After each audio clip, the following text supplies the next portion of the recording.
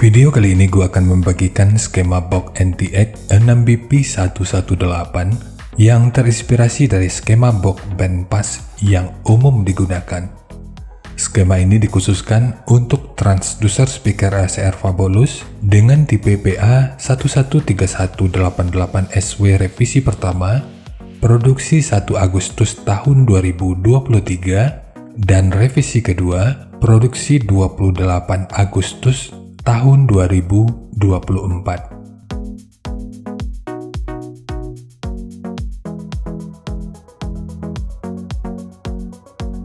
Kita mulai dari ukuran transducer speakernya.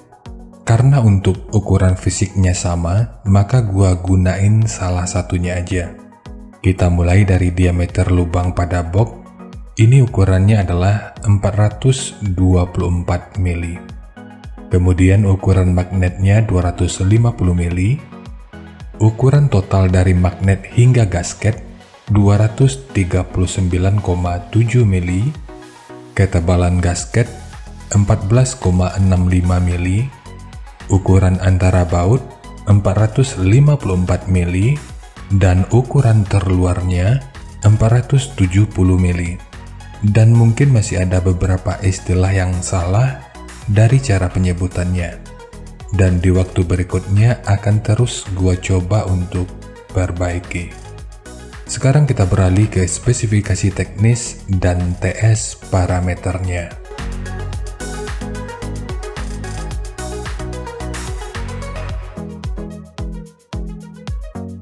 Kita mulai dari spesifikasi teknis.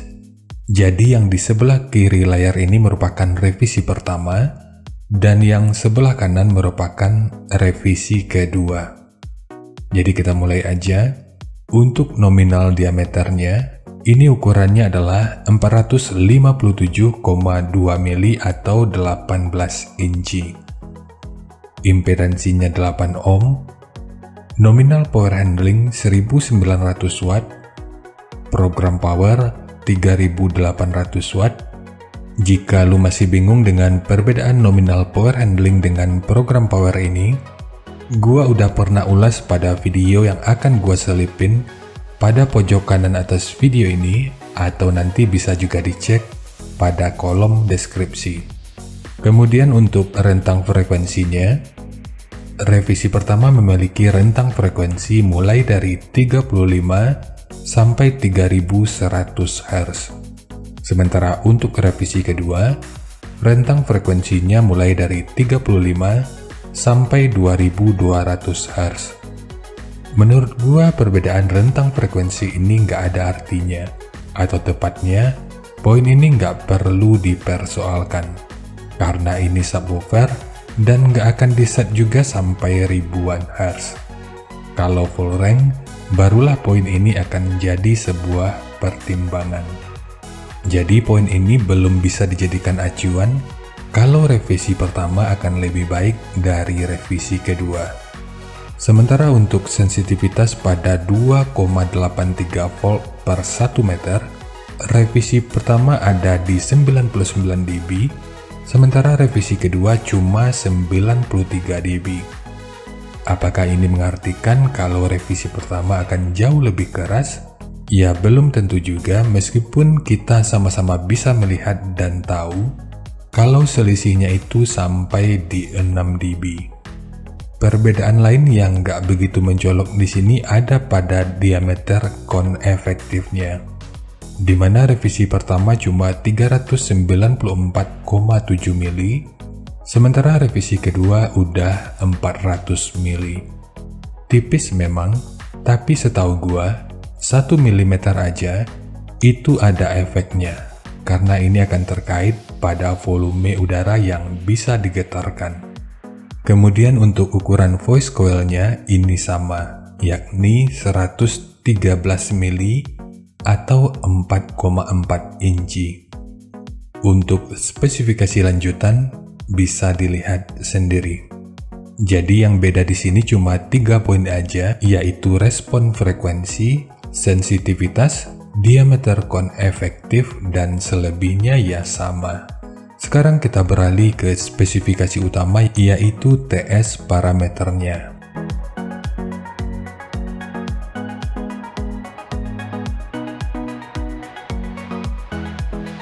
Untuk fs, revisi pertama ini 34,2 Hz dan revisi kedua 34 Hz. Sementara untuk poin lainnya ini sama. Untuk DCR ini 5,2 ohm, KTS 0,39, CAS 0,4, QMS 12,36, MMS 295,4 gram, CMS 0,07 mm per Newton, BL 28,7 Tesla meter, fast 162,3 liter, efisiensi 1,56%, SD 1256,6 cm persegi, dan XMAX 17,44 mm. Untuk XMAX, menurut gua ini cukup over meskipun bukan jadi poin penentu. Tapi poin ini tentu sangat bagus dan memang udah seharusnya. Karena untuk sebuah subwoofer, itu akan maksimal jika didukung dengan jangkauan XMAX yang tinggi. Jadi poin yang beda di sini cuma pada nilai fs-nya aja, dan itu pun cuma 0,2. Dan dari semua parameter ini, kesimpulan di awal yang bisa kita gunakan, speaker ini bisa digunakan pada box dengan dan tanpa lubang angin. Namun untuk box dengan lubang angin, ini tentu lebih direkomendasikan. Karena dari ABP-nya, ini mendapatkan hasil 85,5. Cara mengetahui ABP ini juga udah pernah gua bahas pada video yang akan gua selipin pada pojok kanan atas video ini, atau nanti bisa juga dicek pada kolom deskripsi. Sekarang kita masuk aja ke rincian semuanya.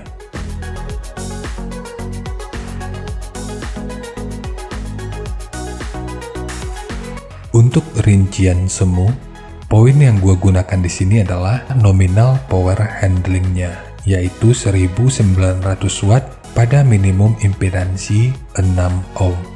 Kemudian rekomendasi titik potong bawahnya itu di sekitar 40 Hz dan atasnya sekitar 80 Hz.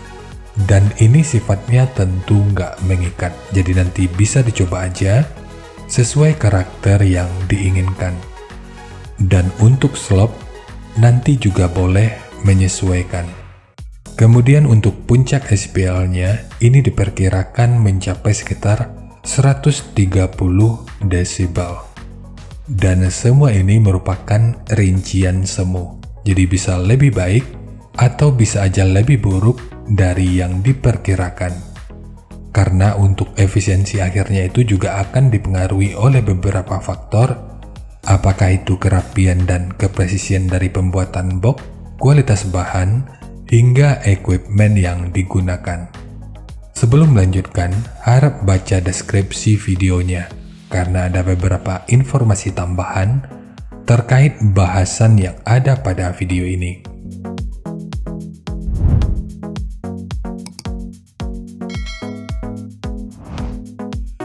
Dan berikut referensi yang gua gunakan dalam mendesain skema box speakernya. Jadi dari transfer function magnitude ini kita bisa melihat, meskipun dipotong di 40 Hz, frekuensi 35 Hz itu udah bisa direspon pada minus 3 dB dan 38 Hz pada 0 dB. Sementara untuk atasnya, frekuensi 110 Hz itu udah bisa direspon pada 0 dB dan 120 Hz pada minus 3 dB. Kemudian untuk respon dari portnya, dengan daya 1900 watt, pergerakan udara pada port utama ini diperkirakan sekitar 16 meter per detik.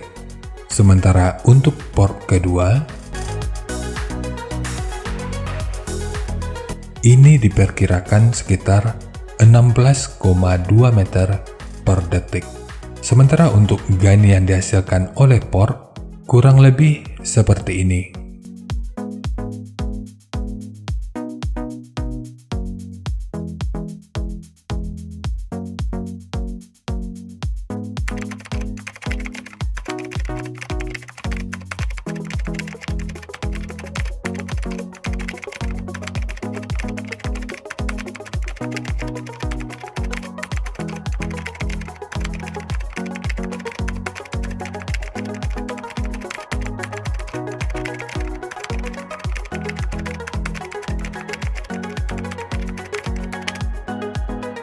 Sekarang langsung kita bahas aja skemanya. Untuk ketebalan multiplex, ini menggunakan multiplex dengan ketebalan 18 mili. Kita mulai dari tinggi. Jadi tinggi box ini adalah 900 mili, panjang ke belakang 820 mili, kemudian lebarnya 640 mili. Jadi ketiga poin ini merupakan ukuran terluarnya. Untuk port utama, ini menggunakan ukuran 160 mili. Dan untuk kedalamannya, yang kalau kita ukur dari sudut ini sampai ke sudut yang ini ukurannya adalah 576 mili.